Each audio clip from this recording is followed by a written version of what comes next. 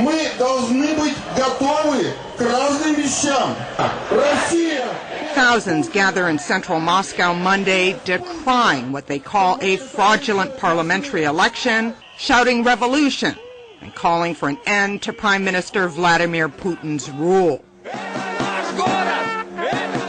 Opponents say even united Russia's official result, just under 50% of the vote, was inflated by fraud. What has he done all this time? He had a colossal mandate of trust. They had the Duma, which they controlled. They had support. They had huge prices for oil. Now we look back and realize that we didn't get anything. Not a reform of the police, not a reform of the army, not a battle with corruption.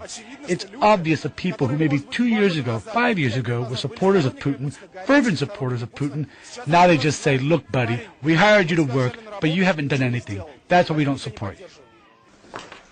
Putin had a different take on the election, saying it was a vote for stability.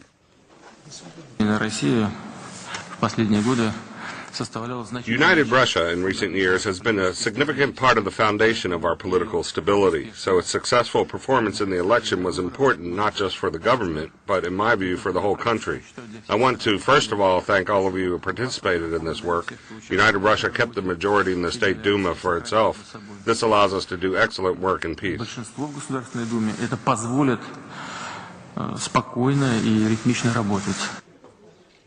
Amid reports of irregularities at the polls and suspicions of cyber attacks, U.S. Secretary of State Hillary Clinton expressed concern about the vote on the sidelines of an Afghan conference in Germany. Russian voters deserve a full investigation of all credible reports of electoral fraud and manipulation.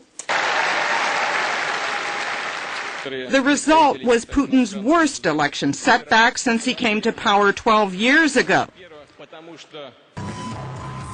Analysts say it signals growing wariness with his domination of Russian politics as he prepares to reclaim the presidency in an election next March.